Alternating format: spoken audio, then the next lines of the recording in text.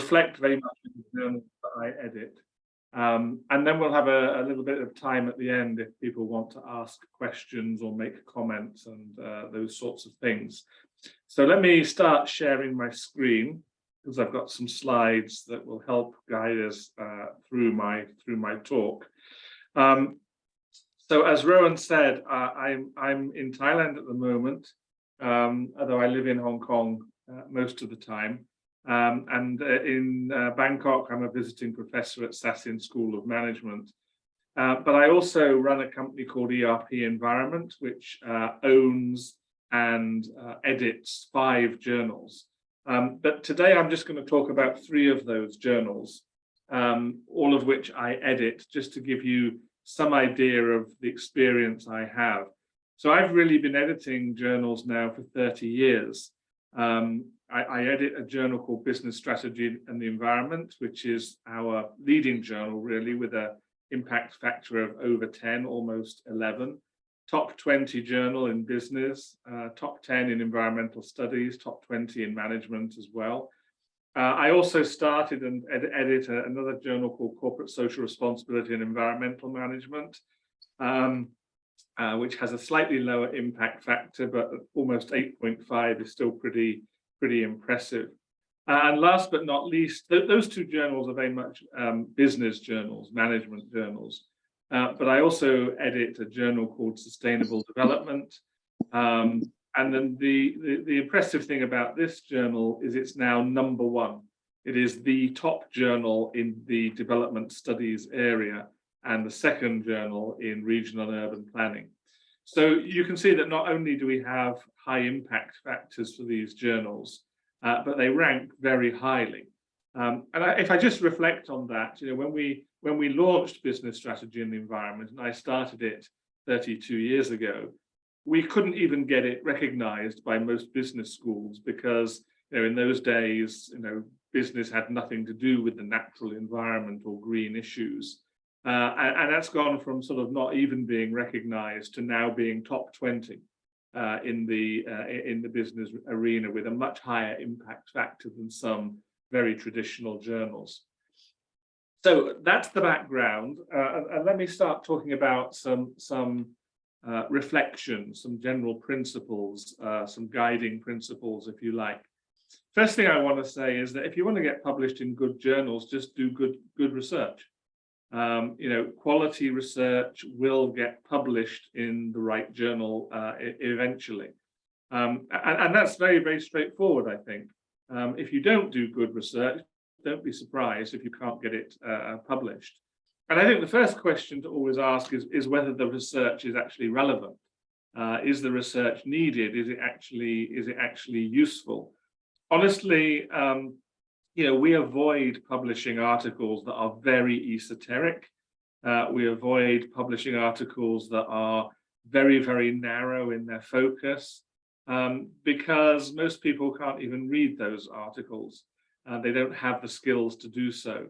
And so we really want to publish articles that will actually not only have an impact on the academic community, but might actually get picked up in the broader community around sustainability and sustainable development. One of the things I always say is, if you really, really want to have an impact with your research work, sure, you need to get published in a journal. But if you can get that article picked up by newspapers and magazines, then you're really going to start getting noticed. The other thing I would say is concentrate on the conclusions. And I know that seems obvious, but you would be amazed how many people write great papers and then never finish those papers properly.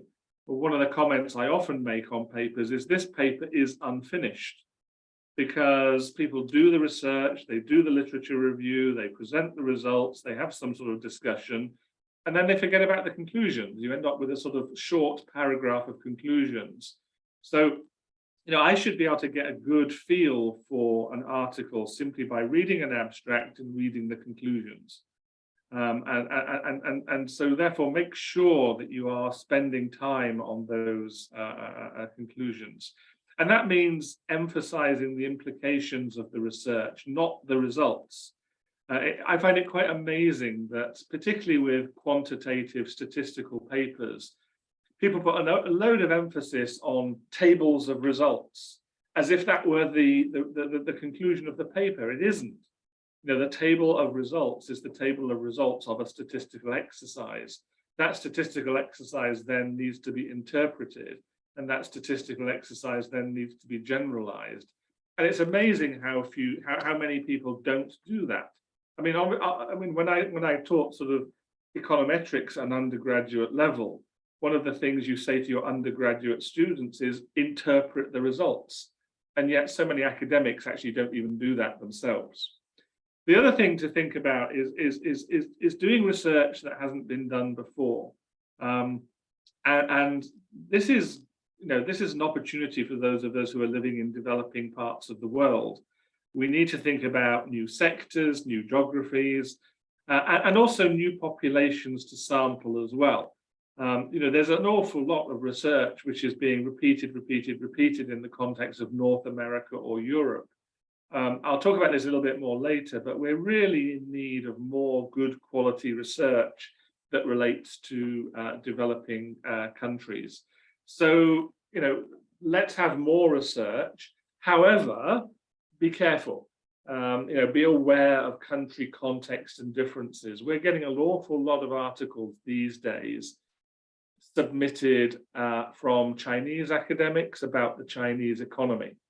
It is simply no good taking the Chinese economy and generalizing that into the world economy, because the Chinese economy is fundamentally different. So although I think that generalization is really, really important, you have to generalize within the context of the country in which you are doing your research. And not all countries are the same. They are often quite different. Second thing I would say is, when you're thinking about trying to get published in high impact journals, choose the journal carefully. Now, again, I'm going to say something very, very obvious, which is look at the journal and the papers that are published. And yet, you would be absolutely amazed that we get submissions to our journals where the authors have clearly not looked at the journal. Now, let me give you a very obvious example of that. The first journal I talked to Garrett about is called Business Strategy and the Environment. The environment is very much about the natural environment, the green environment, okay? And yet, we get papers submitted to that journal that are nothing to do with the natural environment or the green environment, but are about the business environment. As we used to talk about the general business environment in things of political, environmental, social, technological issues.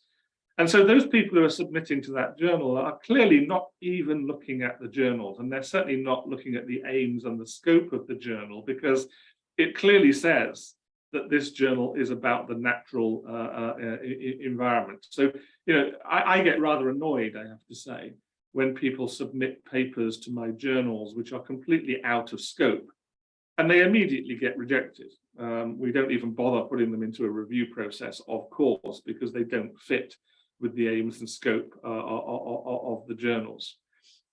Remember that quality journals increasingly now are indexed and have very, very clear metrics. The most obvious of those is the metric I've already talked about, which is the impact factor. But there are others, of course. And I think quality journals, you shouldn't go only for those metrics, but generally speaking, we have lots and lots of lists of journals that are recommended or not. But as a rule of thumb, the higher the impact factor, the better the journal. And don't sort of choose journals that are easy to get published in. If you have a journal with a very tough refereeing process, you benefit from that process by getting published in that journal, because it means that it's tough to get published in that journal. So if you've got published in that journal and you've gone through a tough refereeing process, that means you must have a really good article in many cases. And one of the things I want to just talk very briefly about, and we can talk about this later if you want to, is please be careful of fake journals. We know that there are journals out there that don't have a proper refereeing process. I get emails about journals where you can get published in 7 days. That's just ridiculous. So these journals are just publishing machines where you pay to get your article published. It isn't properly reviewed. It isn't even properly copy edited or checked. That won't help your CV. In fact, it will damage your CV. If you're publishing articles in journals that are clearly low quality and fake, that isn't going to help you whatsoever. So although we are moving to an environment of increasingly open access is not the same as pay to publish. So these low quality fake journals are what I call pay to publish journals. You simply hand over some money and you get your article published. And it's pointless, absolutely pointless, because nobody is reading these journals either. And increasingly, those people who look at your CVs will realize that these articles in these journals are pointless as well. Open access, which increasingly all our journals have the potential to be open access, which means you pay an additional amount of money to have your article available not only to subscribers, but to absolutely anyone who can access the internet. But open access journals still have tough refereeing procedures. Although you can pay for your article to be open access, that does not mean it's easier to get that article published at all. And the last thing to say, just mirroring something that Rowan said at the beginning, we are aware of publishers of reputable academic journals that there is cheating going on. And I can assure you that we are now increasing our checks on unethical behavior. And increasingly, because of these checks, cheats will be found out.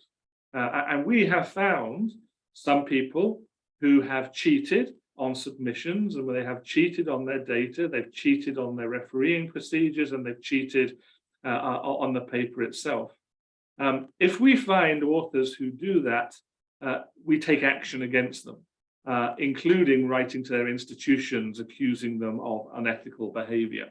So I'm sure there's no one on this call today who would possibly cheat, but just be careful. Let me talk a little bit about presentation. When I get a journal article submitted, the first thing I see is the title. And if that title is poor English, I probably don't even go any further.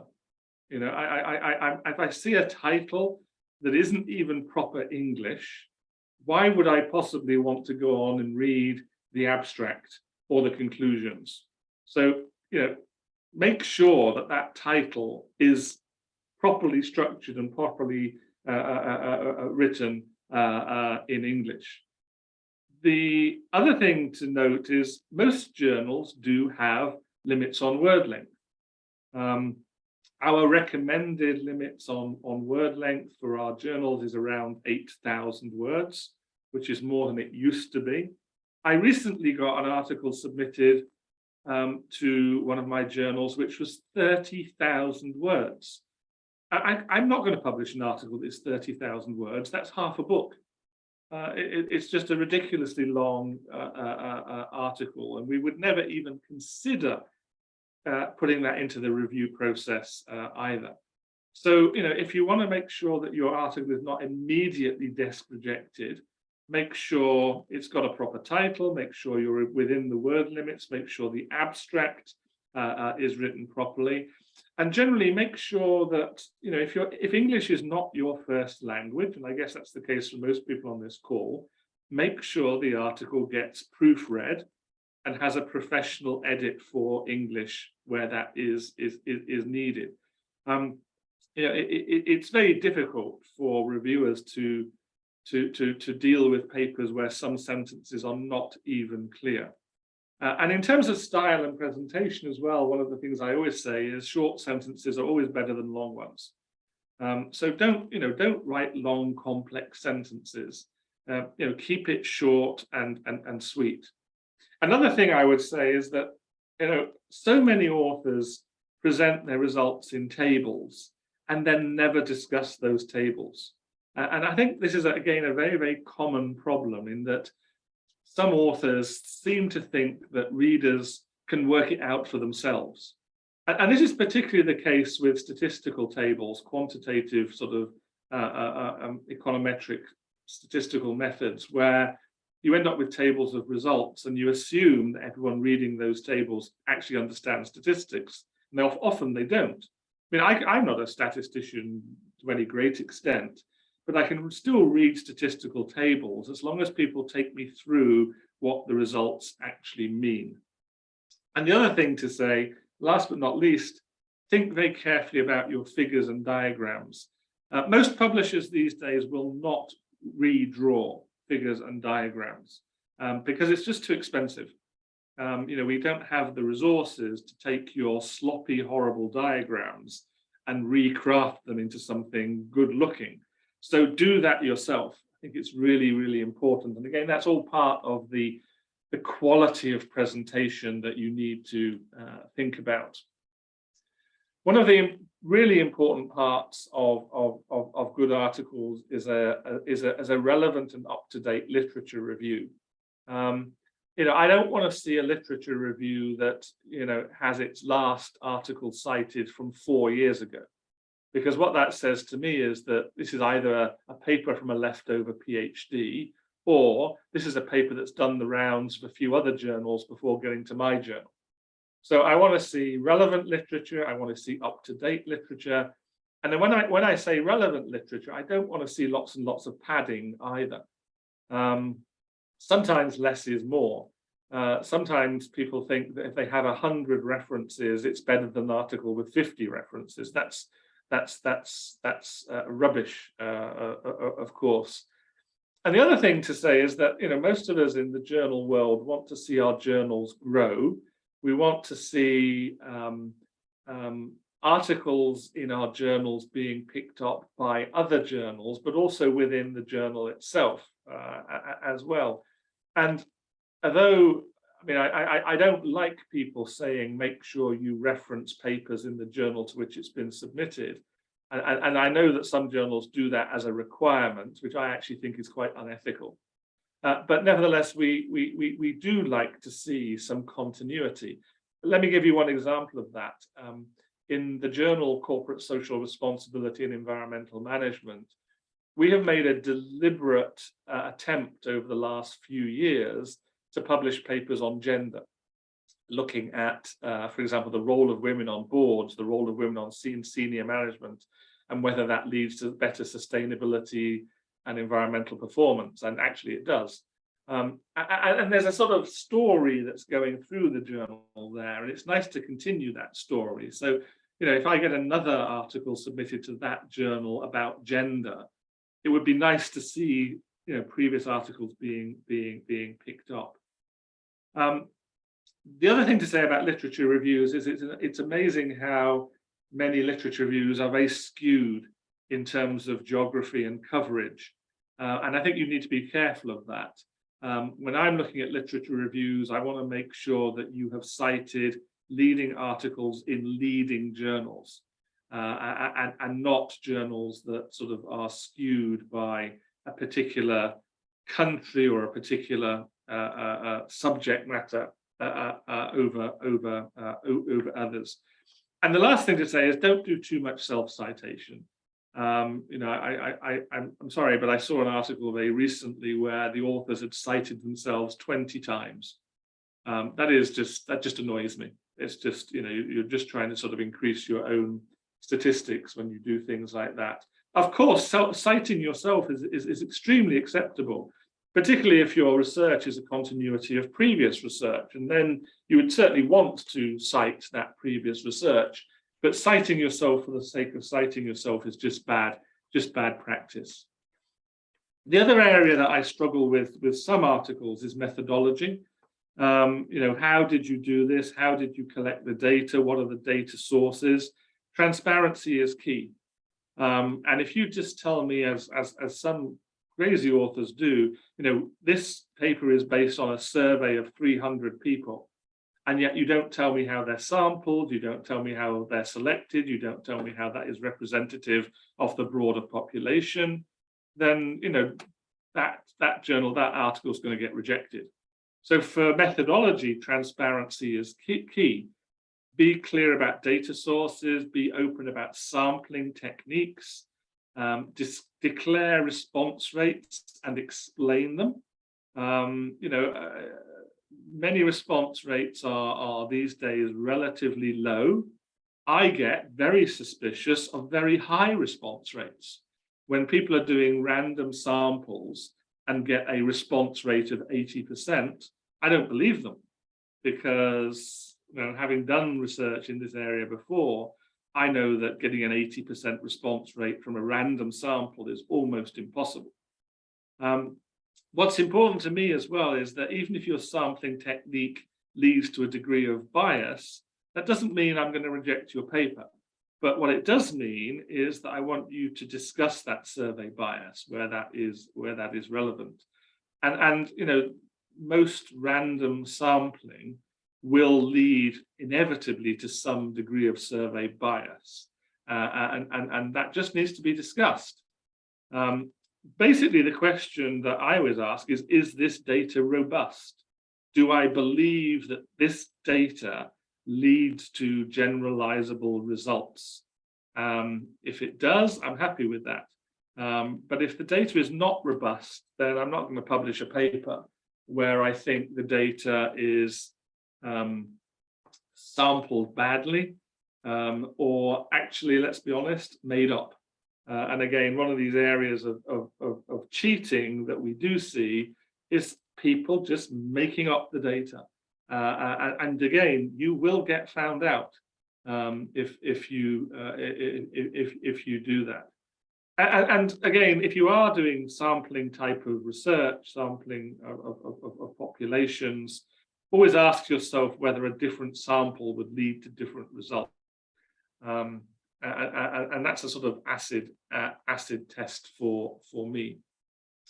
Let's go on to those results. Make sure you always present your results in a succinct and understandable way. You need to think very carefully about that word succinct. I see some papers that end up with 40 tables of results. That is not succinct. And if those tables are then not properly explained, they are not understandable as well. So make sure you explain your tables, your figures, and remember, as I said before, that not all readers are statisticians. Results from quantitative research can be often summarized in tables, and they should be properly explained. Results from qualitative research are always much more difficult to present. So, find ways to present your qualitative research again in a succinct way, and find innovative ways of generalizing the findings. For me, good papers must be generalizable. Okay, there's no point doing research unless your research leads to generalizable results and lessons for business or lessons for policymakers. And unless you can do that, it's highly unlikely that you're going to get your paper published in a high quality journal. Let me specifically say something about case studies. I actually think case studies are the most difficult types of papers to get published. And again, it comes back to this issue of generalizability. If I do a case study of, let's say, 6 or 8 or 10 companies, how do I know that those case studies are generalizable?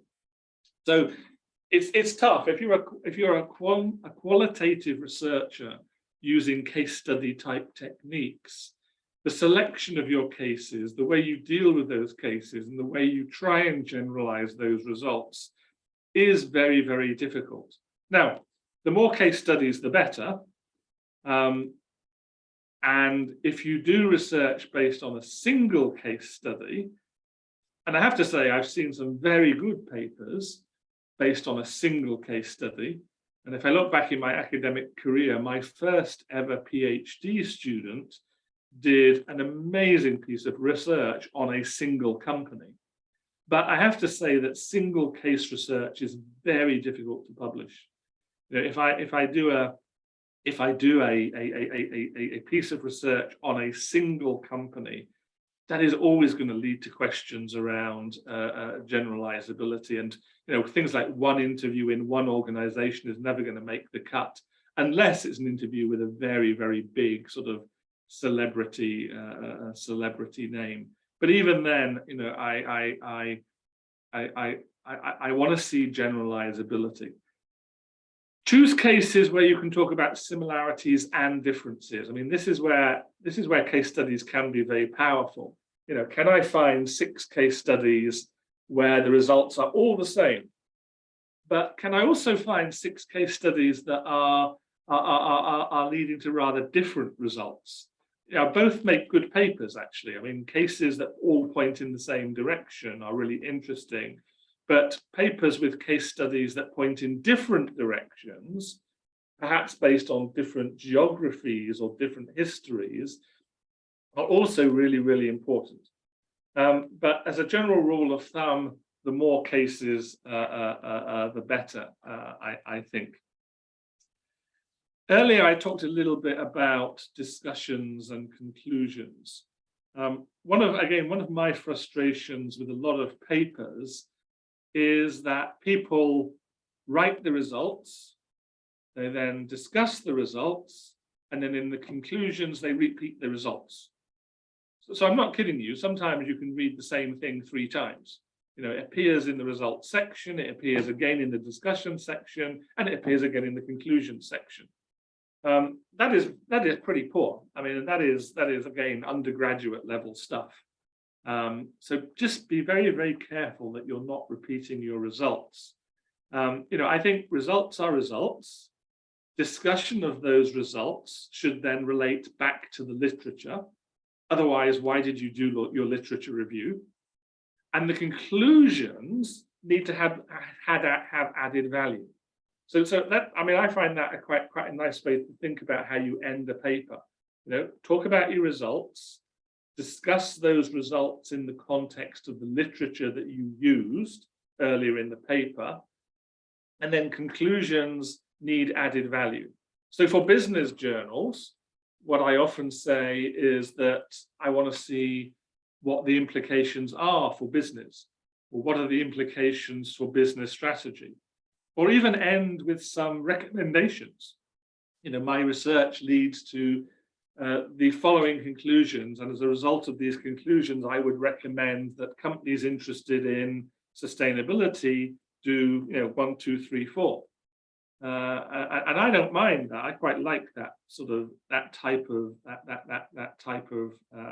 of ending. For other journals outside the business arena, particularly for our journal on sustainable development, we also have a policy journal as well, I would expect to see you add some value around policy implications, public policy implications, government policy implications, or even business policy implications as well. But again, I come back to this generalization issue. I want to be able to see a paper that at least to some extent can be generalized, and that does talk about some sort of public policy or implications for business strategy or implications for sustainability as well. I think it's good practice to recognize your own limitations. It's good practice to sort of recognize that your paper does have limitations. If it's based on 6 case studies, it's based on 6 case studies, and that's a limitation. And a reviewer will pick that up. So it's better that you sort of pick that up for yourself than leave it to a reviewer. You're saying, I did, 6 case studies based in China, but that does not mean that this research is applicable to Europe. You may as well say that, because a reviewer will say that. A referee will sort of pick up on those sorts of things. So I think it's always good practice to be self-critical. That will add value to the paper, not detract from it, in actual fact. And then in many cases, it's also nice, I think, to say, well, this is the research I've done. Here are its limitations. And to overcome those limitations, this is further research that might be done in the future. This is what we'd always recommend with a PhD, right? You end a PhD with recognizing your own limitations and think about a future research agenda.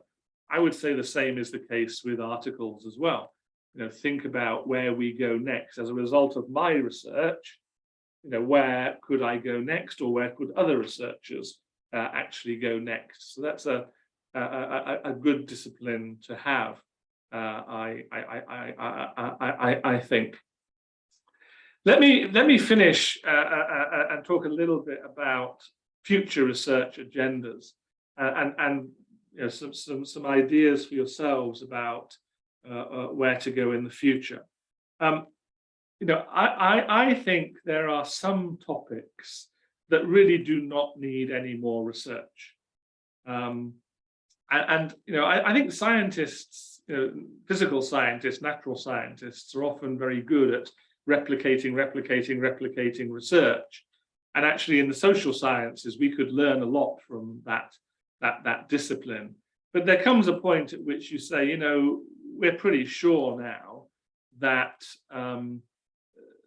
for example, the business case for sustainability has been made. I mean, we have hundreds now of academic articles in good journals that shows very, very clearly that companies that develop sustainability strategies will outperform companies that do not on a range of metrics, including things like profitability, share price, employee recruitment and retention. We don't need any more of these big macro level regression analyses because in many cases the case has been made. What we do need, though, I think, is more granular research to understand some of the underlying factors. So yes, the business case for sustainability has been made. If you are sustainable, you will outperform those who are not in the medium to long term, not in the short term, I hasten to add, but in the medium to long term. But my next question would be, okay, so exactly what is it that leads to that sort of macro level result? What can we really understand at a granular level? And that's why we've put a lot of emphasis in corporate social responsibility and environmental management on things like gender. It's really, really interesting now that we're getting close to a point at which I think we can say, if you have women on boards and you have women in senior management positions, you will outperform others. So again, we're getting close to that, and that's why this more granular research, I think, is really, really important. I mean, we're getting close to the point of saying, if you don't have women in senior management positions, you must be crazy, because you are missing out. You are leaving value on the table if you don't have women in senior management positions. So that sort of research, I think, is really, really important.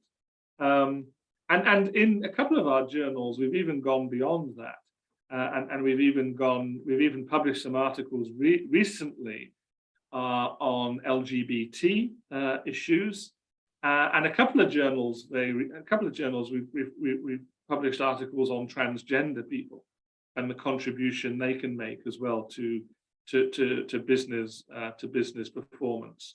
So that's what I mean by we need more granular research. We need more specific research as well. But I think what we're often lacking is research into failures. It's interesting, I think, particularly in the business world, people think a good article is based on companies that succeed. But actually, I think you can have a very, very good article based on companies that fail, that do not succeed, and that don't fail. Now, it's very much more difficult to do that type of research because businesses often do not want to talk about their failures. They just want to sort of do the marketing hype and just talk about their successes, of course. But I personally would like to understand and investigate failures, and that can often be done very well using a sort of case study type of analysis. And when I say failures, maybe it's not even failures, it's just things, things that happened that were unexpected or unintended consequences. For example, research in that area is really, really important as well. Let me come back to this developing country issue. I still think we need to understand better what is happening in this part of the world. We are now seeing more studies coming out of developing countries, a lot of research now coming out of China, very mixed quality, I have to say.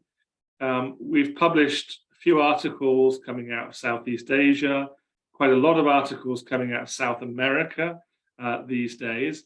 But the developing country context is really not the same as your traditional North American and European type of context.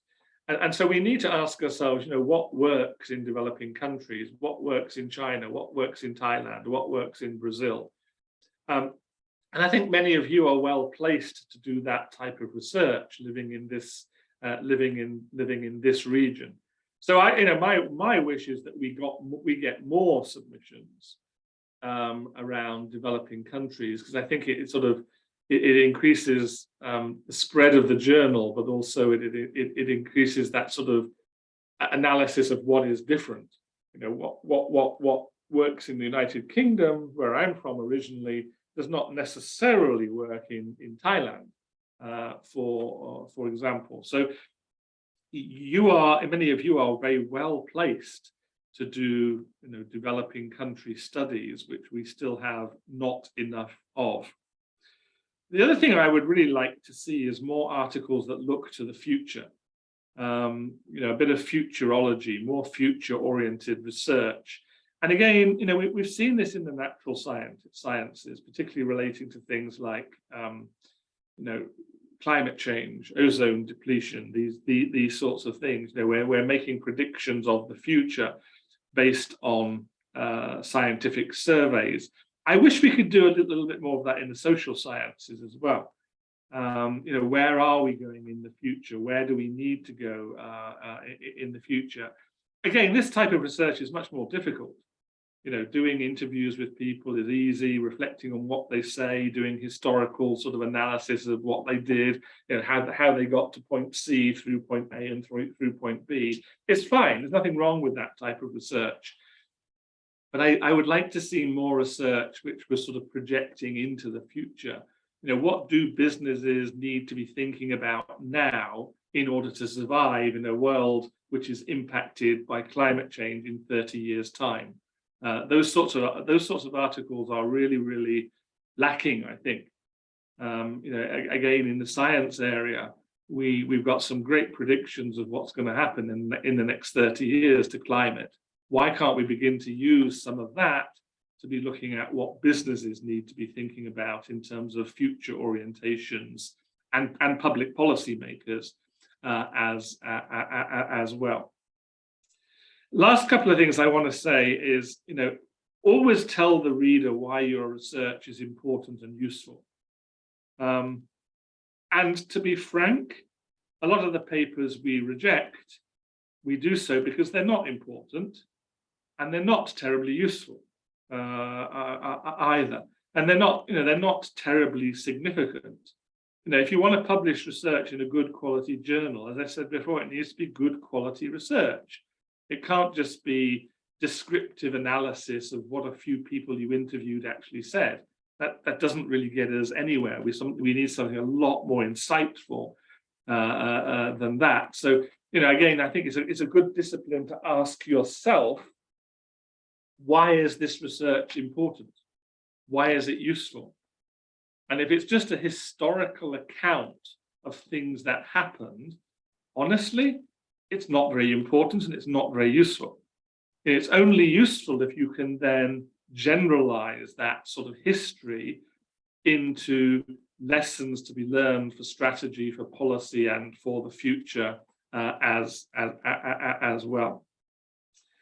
The other thing I would say, and this goes beyond my role as an editor a little bit, but when I lived in the United Kingdom, I used to sit on the Social Sciences Research Board, and one of the things we always talked about then was, think about impact. When you do research, think about how you communicate the research that you do.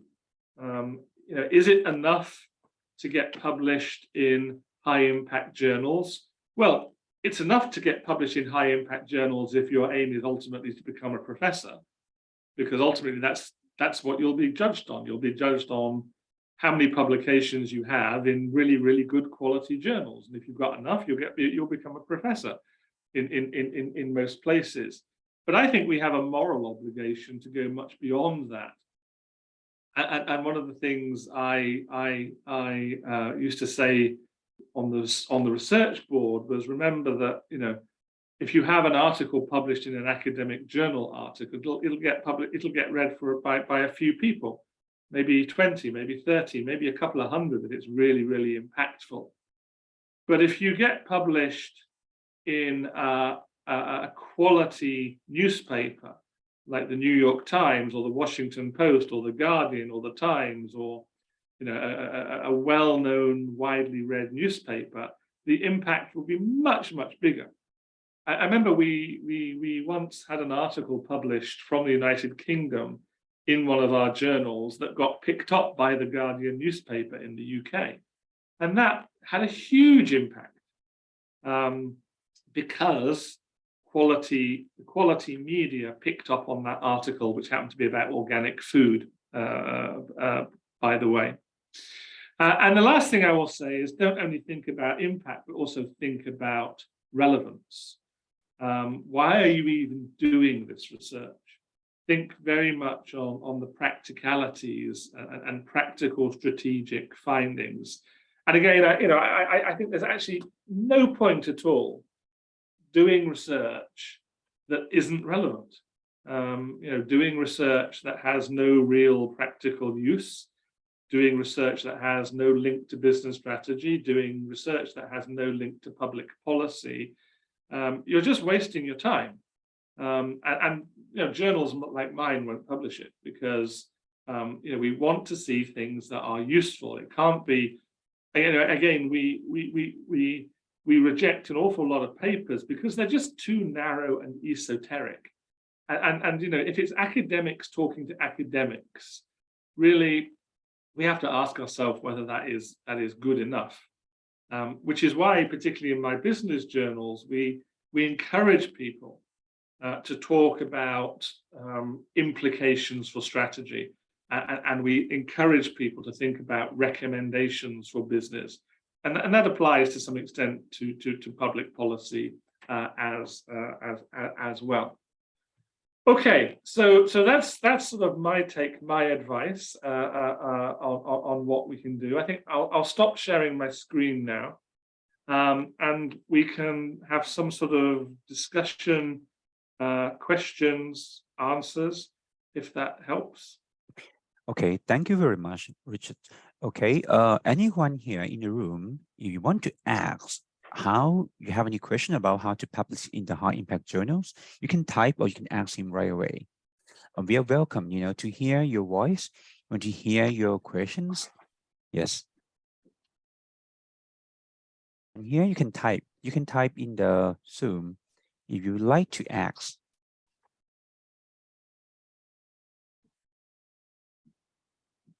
Anyone? Okay, let me ask you, Professor Richard. Oh, okay. Now we have a problems. Okay, a couple of days ago we talked about authorship. We have one professor published 140 journals within 1 year. And what do you think about that? He published 140 journal articles. Yes, per year. In 1 year. Yeah, in 1 year. And he has a position or as the administration. He's in the top public university in our country. And what do you think that is a possibility that you can publish journal 140 papers within 1 year? That essentially means you're publishing an article every 2.5 days, including the weekends as well. I mean, I assume that these articles must be co-authored by lots of other people as well. And I do, I do reflect on the fact that it's very clear to me that sometimes authors' names are put on papers just to get points. And I personally think that's unethical. We have checks and balances now to make sure that authors' names on papers are real.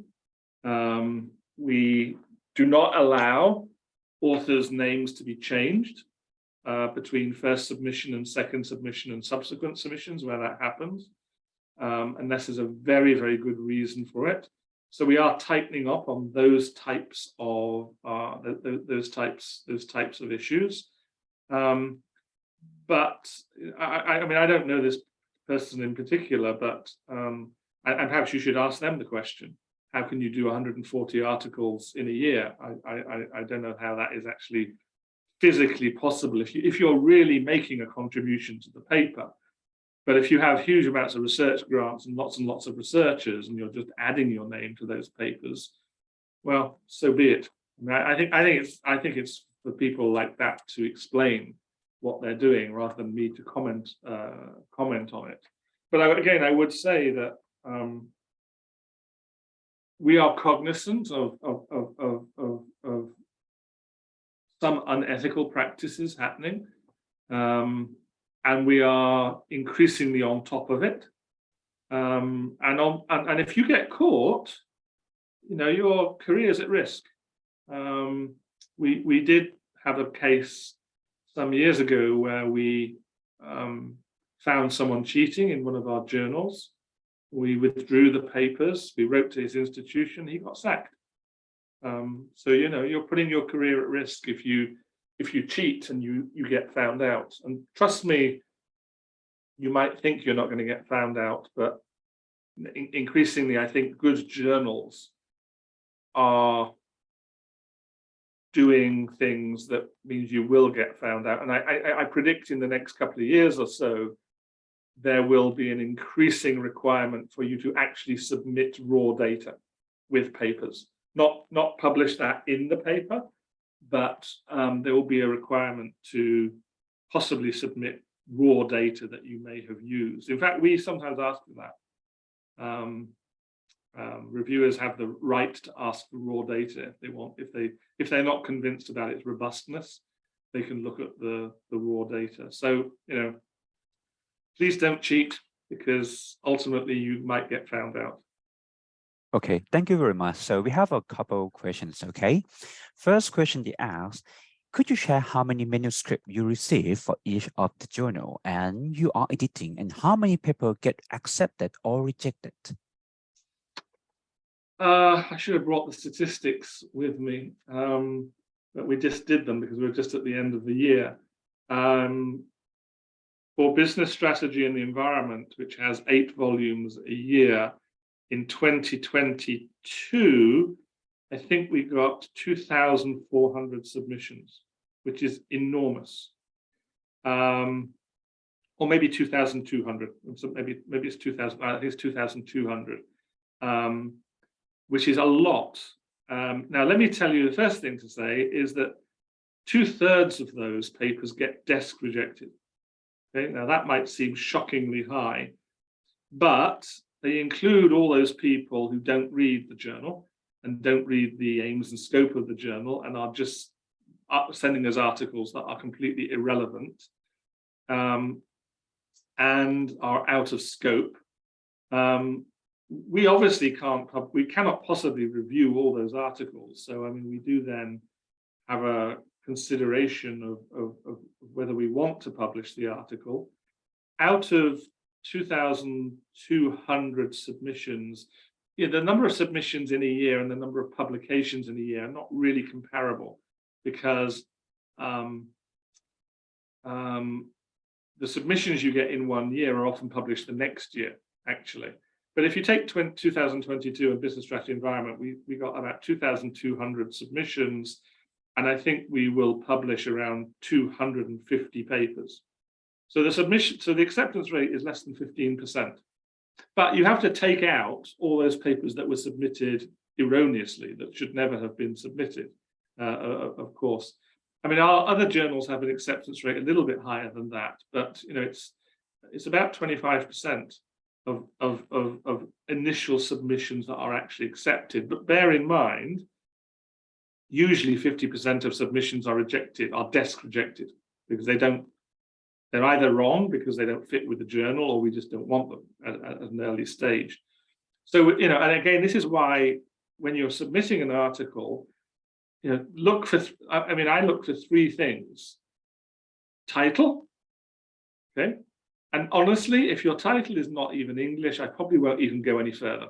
I'll just reject it, okay? Abstract, okay? So make sure that you do write a proper abstract. And it's amazing how people often cannot write abstracts. I mean, as I say to people, an abstract is not an introduction. An abstract is an abstract, a summary of the whole paper, including the conclusions. So make sure you do a good title, good abstract, and then have sensible conclusions, because that's all I'll read. I will not read the whole paper. I don't have time. I will not read the whole paper before making a decision. And sometimes I only get as far as the abstract before I reject it. Okay, so so it's really, really important. So make sure you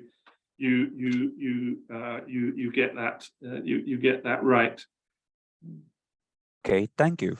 So another question, that the quality research now focusing on implication or new knowledge. Now you focus on that right now for good quality. Yeah, I want people. Let's take a step back here.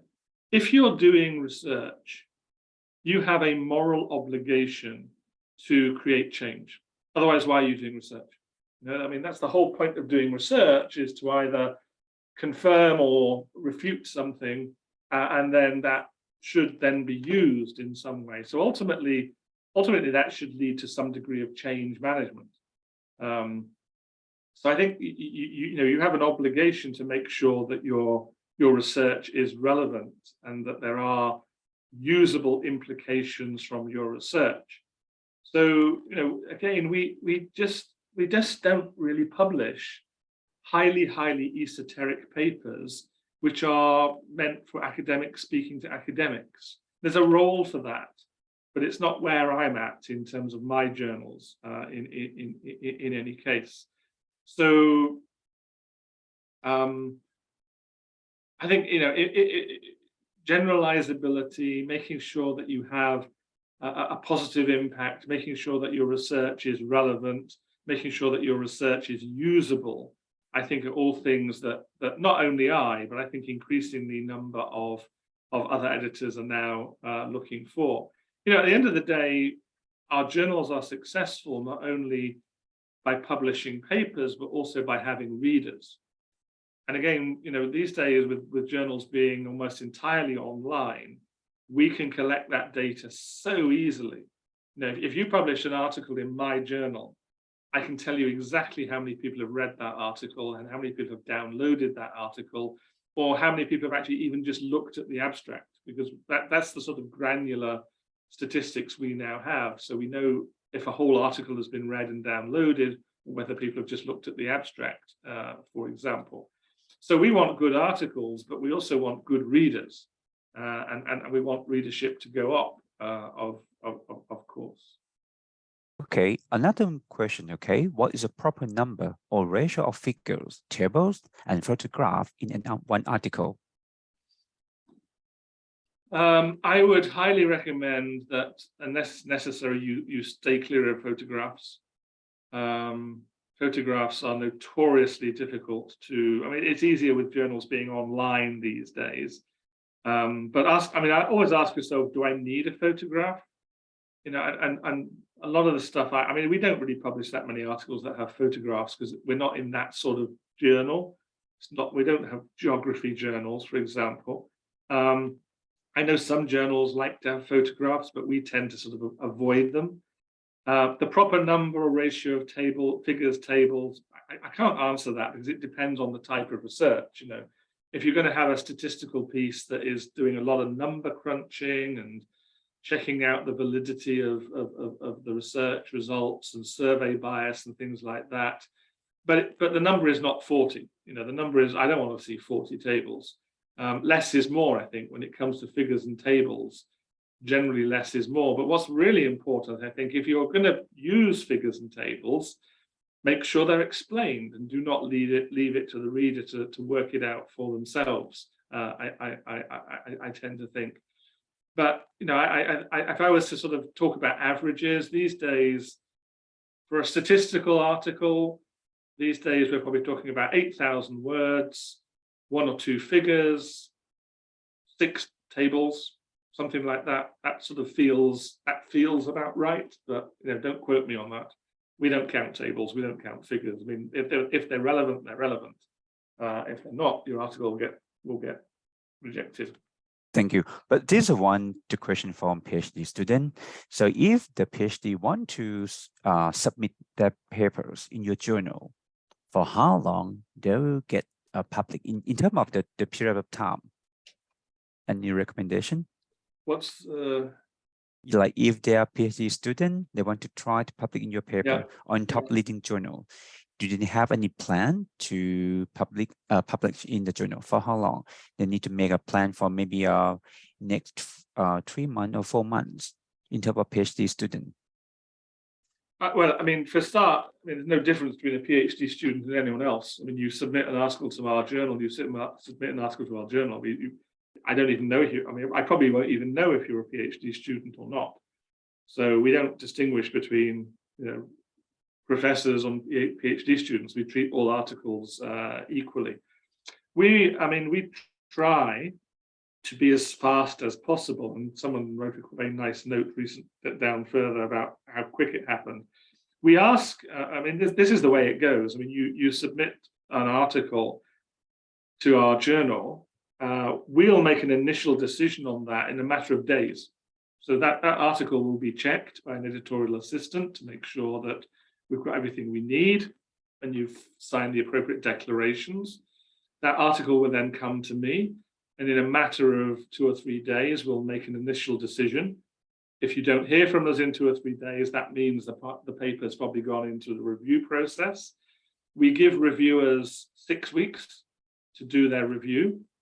Many of them do that quicker. Some of them need reminders and don't. But we don't have that many papers that go beyond the 2-month mark. And then we make a decision once the referees come back with their decisions. Either I or one of the associate editors will make a decision on that, and it'll go back to you with either. Very rarely will we accept a paper. I don't think we've accepted a paper straight off for years. Usually it'll either be minor revisions, major revisions, or reject. Then it's down to you. I mean, how quickly you then do those revisions is up to you. Some people are great and they can get particularly if it's minor revisions, you can get that done in a week or 2 if you've got enough time. Major revisions probably take longer. But you know, I recently had a paper resubmitted after more than a year. I think, why does it take you a year to do revisions? That seems to me to be rather stupid. But you know, it's down to you. That second part is down to you. If it's minor revisions, we'll sometimes just take an immediate decision. I or one of the associate editors. If it's minor revisions, we'll take a decision within a week. If it's major revisions or we're a bit more concerned, then we'll go back to the reviewers again. And again, on the second round, we ask the reviewers to do it in 3 weeks. But I think, you know, I'd have to have a look at our statistics again, but I think we've got our average publishing down to about 3 months now. which is pretty impressive, actually. I think there's many journals where you would wait a lot longer than 3 months. But I think in 3, maybe 4 months, if we are going to publish your paper, we can get that done. But that's, again, that middle bit where you have to do your revisions, that's down to you, of course. You can take as long as you like. But I mean, if you take a year, you must be mad. Okay, thank you. Okay, any more questions? Okay, I have a question to ask you, okay, Professor Richard. When you choose the reviewer, okay, or referee, okay, you know that some very difficult, some very easy. How your criteria to choose the reviewer for the manuscript? Well, reviewers come from a number of places. We always use a minimum of 2 reviewers, but often we use 3, sometimes 4. But for business strategy and environment, we often use 3 reviewers. But we will always use a minimum of 2. We'll never push a paper forward without 2 reviews. You have the opportunity to recommend reviewers. We don't have to accept those recommendations. And let me give you a little secret here. If you recommend a reviewer and you give us a Gmail address, we won't use them because we don't know if they're fake. And we have had the case in the past where people have recommended reviewers who have turned out to be fake reviewers. So one of the ways we get around that is we will only accept institutional email addresses. Okay, so you can recommend reviewers and we will use a maximum of 1 of those. And then we will have our own reviewers on top of that. Our own reviewers come from a variety of sources. We have our editorial board, and they are publicly available on the website. People on our editorial board are on the website. We also have a number of reviewers that we use on a regular basis. And then we also have other secret tricks to find reviewers who are writing in the area in which you are writing, basically using online sources. So the software, the system that we use automatically finds other reviewers who have been working in a similar area to your paper. It's very clever. So finding reviewers is one of the toughest jobs there is, actually. And I think, again, I'll say this to you because I get very frustrated by people who want their papers to be reviewed so they can get them published, but they themselves are then not willing to review other people's papers. I mean, the whole system will break down unless you as academics are willing to do reviews as well. So if we all lived in a world where we wanted our papers to be reviewed, but we weren't willing to review other people's papers, the whole system will fall apart. And I have to say, I get very, very frustrated when I get people who publish a paper in my journal, and then when I go back to them and ask them to review someone else's paper, they say no. I get so annoyed because they have benefited from someone else's time, and yet they're not willing to give up their own time. So we have various ways of finding reviewers, but it's often getting tougher and tougher to actually get those reviewers to do decent reviews. Okay, thank you. So any question here in the room? Anyone, can you type if you have a questions to ask Professor Richard, okay, about how to publish in the high impact journals. You have any question? You have something that you want to ask? Because now it's very rare to have editor, okay, to discuss here in our society, because mostly it's about secret and confidential. But now, as the Graduate School of Tourism Management, we would like to all to have a knowledge or to have the new knowledge to know how to publish in the top journal. As we know that for past few days, we have a big problem, we have big scandal, we have under the darkness of publishing the top journal.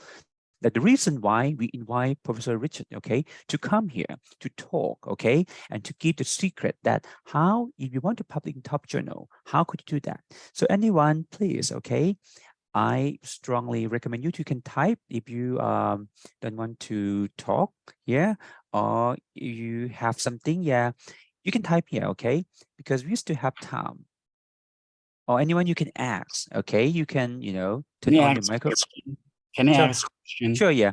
Can you introduce yourself, please? Well, this is Said from Kasetsat University. Well, concerning the review time taken by the editorial staff, what is the appropriate time for review, once a submission is made?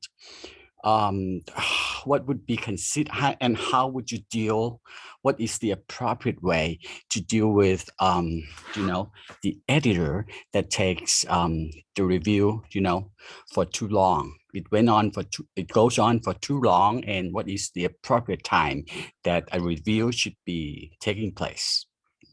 So we ask our reviewers to do their review within 6 weeks, which I think is plenty of time. Many of our reviewers will do it much quicker than that, I have to say. Unfortunately, some of our reviewers need reminders, but we do have a situation sometimes where someone agrees to review a paper and then never does, and that is that is so annoying. And I give you a very example that happened to me this week. We asked someone to review a paper. We gave them 6 weeks. They didn't do it in 6 weeks. We then give them a 1-week reminder after that and a 2-week reminder after that. So this person, after 8 weeks, then sends me an email saying, sorry, I can't review this paper. And I get furious about that, because just tell me at the beginning. If you can't review the paper, just tell me at the beginning and I'll find someone else. But what I've done now is I have to find another reviewer, and I've already kept the author waiting 8 weeks, which I find very, very frustrating. And unfortunately, therefore, we are at the mercy of reviewers. Luckily, I have some very good friends on the editorial board who will often step in and bail me out and sort of do a quick review in 1 week, because they're very professional and helpful in that way. That helps a lot. But again, I find it, I think 6 weeks is long enough for a review, 2 months, long enough. As I said before, if you then get a paper sent back to you with minimum minor revisions, that's one of our decision criteria, minor revisions, we can easily see that paper being published in 3 months. Again, because we're online now, we're so automated in our systems. Once your paper is accepted and once you have signed the license agreement, which is all done online now, your paper is typeset in 2 days. And it's ready to go in 2 days. You then get the proofs. You need to check the proofs. Again, if you take 3 weeks to publish, to check the proofs, that's your fault. But if you do it in a couple of days, we'll then have it up on our website in the section that we call early view, which is pre-publication. So we have a section of the website called early view, and you will see papers on there. If you go to business strategy and the environment, we've already, I think I was looking at this earlier today, I think we've already published 10 papers this year in early view. So, and it's only the 12th of January. We've already published 10 papers. So, the process these days can be very fast, but as an editorial team, we are hugely dependent on reviewers, and we're also dependent on you. And, it's no good you moaning about how long it takes your article to be published if you then take 6 months to do revisions. Don't blame us. That's your fault. I think these days we're pretty fast. Okay. Any questions? Okay. So by his answer, that is, there are many factors, depend on the reviewer, depend on the author as well. So any question here, want to ask Professor Richard? You have a question, how you're public and what you study, or you have a problem you want to ask? Anyone here? You can turn on your microphone, you don't have to turn on your camera, you can ask, okay? Because this time is a great opportunity, the great chances for us to listen or to have a question and answer during this period.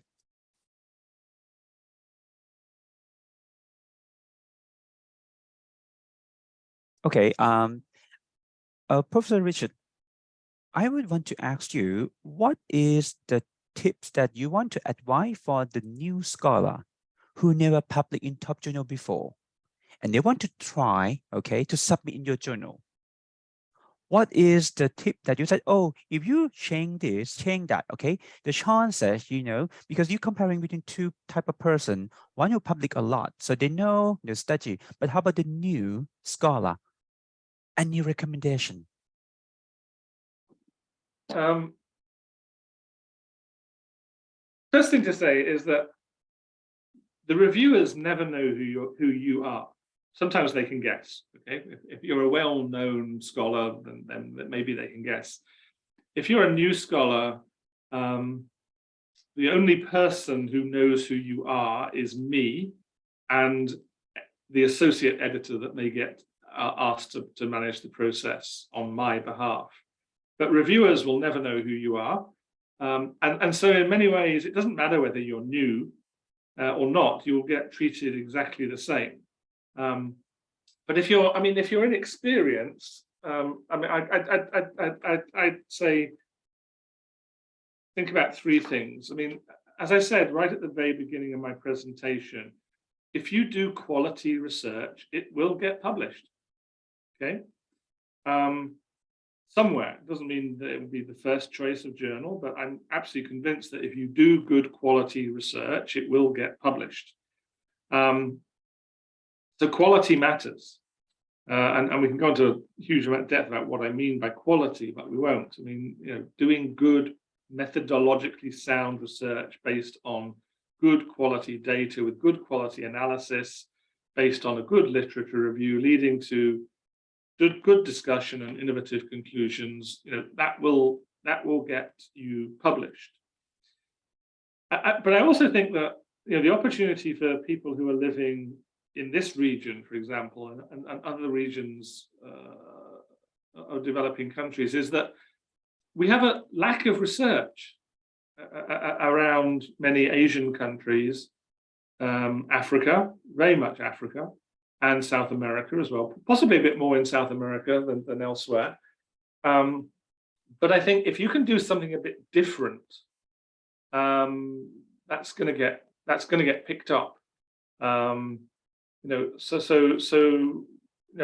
said don't repeat research too much, but I think taking findings from some European research and asking ourselves, do those findings actually apply to Thailand, would be very, very interesting research. So let me go back to the gender issue, because I think it's a very important and interesting issue. So we have an overwhelming amount of research that shows that women in senior management and director level positions leads to better financial and sustainability performance of those companies. But the overwhelming amount of research that shows that actually comes from Europe and North America. So, an interesting question would be, is that the case in Thailand? If I took a sample of Thai companies, and you can do this with a very reasonably simple regression analysis. If I took a sample of Thai listed companies and I looked at some aspect of performance, and I looked at performance against number of women on boards or number of women in senior management positions, however you define that, do I get the same result as in Europe? That to me is a really interesting piece of research. And if you want to make it really, really interesting, do that with 5 different countries. Do it with Thailand, Malaysia, Singapore, and a couple of others, and see if you can replicate that research in an Asian context. So that would appeal to me as someone who wants to publish articles that are a little bit different. You know, I don't need any more of these big regression results from Europe and North America that shows sustainability is linked to better performance in some way or another. And it's all done and dusted in the Western context, but it isn't done and dusted in an Asian context at all. So, you know, that is one area where I think it's quite interesting to replicate European research or American research into an Asian into an Asian context. But I mean, the last thing I'll say is always ask yourself the question, so what? You know, I mean, when you get to the end of your article, ask yourself, so what? What does this article actually achieve? What difference does this make? What change does it actually create? And if you can give me a good answer to the so what question, then I think you're more likely to get published. I mean, it's self-discipline in many ways. Ask yourself whether your research is actually useful. You know, is it impactful? Is it useful? Does it have generalizability? Does it have recommendations for business or public policy? You know, if you can answer yes to those questions, you've got the basis of a good article, I think. But then remember, you know, it also needs to be presented properly. You know, don't send me a title that is not even English. Okay. Or an abstract that is not even English, because I'll just kick it out. It's just, you know, I'm not even going to ask reviewers to review a paper that hasn't been properly edited. Okay, so one person raised the hand that Kuntipawan, right? Okay, you have any question to ask? Thank you for give me a chance to ask. I would like to ask that if I read the Chinese articles that in Chinese language and I would like to cite it in journal, is it acceptable for the top journal to cite in Chinese article? Well, most people are not in that position. most people can't read those Chinese articles in Chinese. We do not do foreign language citations in the main, and I can't think that we've done that with Chinese articles. I think we would expect a translation into English of that Chinese article. But to be honest, it's very, very rarely the case that we even get them cited. Increasingly, the Chinese want to be published in English, actually, because ironically for China, the international journals still count more than the Chinese journals. So in an academic sphere, you know, we have a lot of submissions from China because they want to be published in the big international journals. So we don't get that many citations like that. We actually think about it, from South America, we sometimes get Spanish citations, for example, and then we tend to leave those untranslated. You know, you've asked me a question that I'm going to have to go back and ask our managing editors the answer to this. But I can't remember seeing a citation using Chinese characters. So I think we would normally want to see an English translation of those Chinese characters. But it rarely happens. But your article is not going to get kicked out on the basis of whether you use Chinese characters or not. I can tell you that, because that's not something we do. That's something that is done by copy editors. So when you get your proofs, if your article is accepted, when you get your proofs, part of that proofing process is that our copy editors go through the paper and will send you questions. And I think one of the questions they would then ask you is, please provide an English translation. Okay. Thank you so much. Okay. Anyone has questions more? There's a question. Can I have Yes, sure, yeah. another question? Well, Yeah, sure. I'm aware that it's pretty unethical to make multiple submissions, but I'm wondering if how an editor is going to find out that you know, a particular author has done, duplicate submissions on a single paper? It's very difficult to find out whether someone has actually submitted a paper to my journal and simultaneously to another journal. That's very, very difficult. Although actually reviewers sometimes spot this. You won't be surprised to know that some reviewers get asked to review the same paper by different journals because they are experts in that area, and so they come up as experts in that area. So we have had cases where reviewers actually flag this, saying, I've seen this paper before. Now, if it's been submitted to a journal that has rejected it, there's no reason why you can't submit it to one of my journals, for example. But if you're doing that simultaneously, that is not acceptable, but it's very difficult to spot. But if you get to the publication phase, and then it's very easy to spot, because everything these days, everything in a reputable journal gets indexed in one of the indexes, Scopus or World of Learning or whatever it is.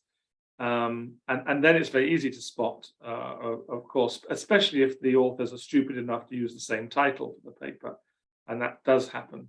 And then we talk to other editors. I mean, we have a very good relationship. It's not a very competitive environment, to be honest.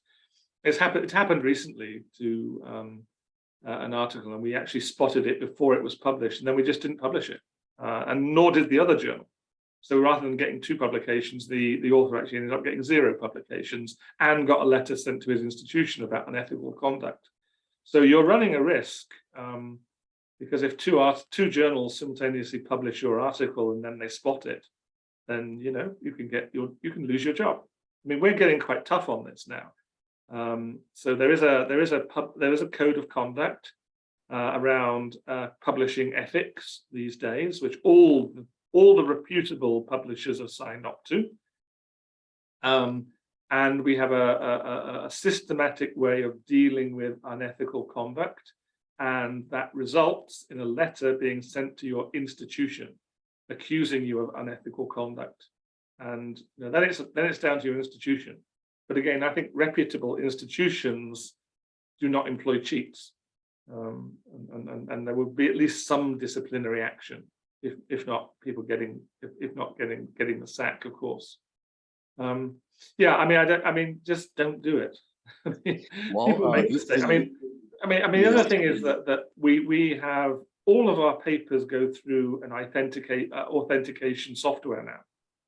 So before I even get the paper, your paper goes to an editorial assistant, and part of that editorial assistant's job is to run your paper through authentication software, and we flag anything that has more than a 30% similarity to other sources of data on the system. And generally, we'll have a look at that because 30% is the threshold, I think. Now, sometimes, you get higher than 30% because if it's a literature review, you often pick up other people's articles deliberately. If it's a continuation of your own previous research, the software will pick up that you may have published paragraphs or sentences in previous papers, but you should be trying to avoid that yourself by using indentation or inverted commas and things like that. So the authentication software picks up stuff.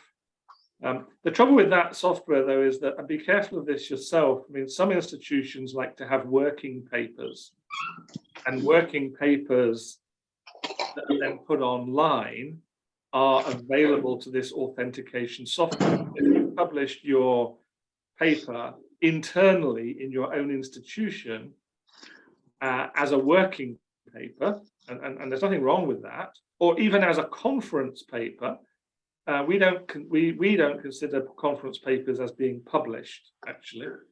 But when it comes to this authentication software, it will find those papers, and then you end up getting a authentication score of 80%. Although actually, if you do get a score of 80%, we pretty much know what's happened. It's picked up on a conference paper or a working paper. It's the 50% ones that really worry us, actually. It's, you know, where half of your paper seems to be online and the other half is not. And again, I mean, if we're concerned about whether this is being paperized, we simply won't even review it. Right? It's just a waste of time. Or sometimes we go back and ask for an explanation. But honestly, these days, I mean, yeah, you can run these checks yourself. All right, do it yourself. This software is easily available. We have our own software, which I think is particularly good. But you can get this software yourself and just run the paper through the checks yourself. So thank you. Okay. So any question? Okay, go ahead. You have any question? Yeah, I have an ensuing question concerning the multiple submissions, and if you still make these multiple submissions and you get accepted by two journals at the same time, and you withdraw the paper from one of the journals, is there a penalty or a records or something that would damage to your publication records or track records? And is it okay for you as an editor if you know that one of the author's paper did this and got accepted to a different journal? Well, first thing to say is that in our journals, you have to sign a declaration that you haven't done that. So there is there are a few tick boxes that you have to, when you submit a paper to us, there are certain declarations that you have to make online. And one of them is that you have not subsequently submitted this paper to another journal. So first of all, if you did that, you would be lying to us. But us finding out would be quite difficult, to be absolutely honest with you, unless the reviewers spotted it, and that does sometimes happen. So you could play that game if you want to, but I wouldn't recommend it. I think the risks are a bit high. And why do it anyway? Just, I mean, if we can turn around a decision within 6 weeks, can't you just be patient for 6 weeks? Until if we reject your paper, then you're free to send it to another journal. I know some journals take a ridiculously long time to review papers, but we don't. And I think that should be one of the criteria you think about in terms of journal submission. And because of the online nature of publishing now, things have speeded up a lot. But I just think, just don't do it. I mean, the consequences of being found out is a problem. What we have started investigating is people who publish their paper twice, once in their own language and then again in English, and that's difficult. But the publishers are increasingly on top of this now, and it won't be long before the authentication software is able to work multilingually. And I won't mention countries, but there are some countries that seem to have a bit of a problem with this, that they think it's perfectly okay to publish 2 papers, one in local languages and one in English. But strictly speaking, that's naughty. Okay, well, thank you so much. It's a very clear answer, okay, from Professor Richard, okay. We have a last question since we have running our time, okay. One person asked, if the article written with a team more than 2 or 3 persons will be accepted or published more than one article written by only one single author, what do you think? Does it matter? No, it doesn't matter, generally speaking. I mean, I think it matters to you. For us, we don't really care how many authors there are in an article. If there's 1, there's 1. If there's 3, there's 3. If there's 10, there's 10. And you know, you can, I mean, even articles with 10 authors, there's sometimes an explanation to that because of a sort of team has been working on the data and putting all that together. It's not unusual for a big research grant, for example, to have papers that end up with 10 authors, and we don't really mind too much about that. What we do care about is changes in authors, and we're getting increasingly strict about this. So again, there are some people who have articles published, get articles accepted, and then in the second or third revision start adding 3 or 4 more names. And our suspicion is that they're sort of making money out of just adding authors to an article that has been accepted. So we don't allow that anymore unless there's a very good explanation. You know, sometimes there is an explanation in that, you know, the revision required a lot of work, and we brought someone else in to help us rewrite that revision. And I think you know that could be justified, but otherwise we would not allow authors to be added or deleted between different versions of the paper. But in terms of your question, we don't really have any strong feelings about number of authors. But it matters to you because many of you may be in institutions where you need to declare things like the percentage of work done. If there's 3 authors, was it 1/3, 1/3, 1/3, or was it, you know, some other split? But as far as the publishing side of things is concerned, doesn't matter to us. Okay, well, thank you very much. Okay, so this is a great opportunity for us to hear, okay, your experience, okay, as your editor, okay, and thank you for all participants to come here to listen to our seminar. However, we're going to have a great seminar, perhaps maybe next month, but anyhow, we will announce that. So today, I'm very grateful to have Professor Richard Wilford to be here. And if you have any question, you can write him an email in person. He wrote email in the have email in his PowerPoint. But now, thank you very much for all today and have a great day. Thank you. ค่ะ thank you ขอบคุณอาจารย์เจริญชัยค่ะ Thank you very much. thank you professor ค่ะ ขอบคุณมากค่ะ Thank you very much. Okay, bye-bye. Bye bye ค่ะคุณค่ะ bye bye have a good day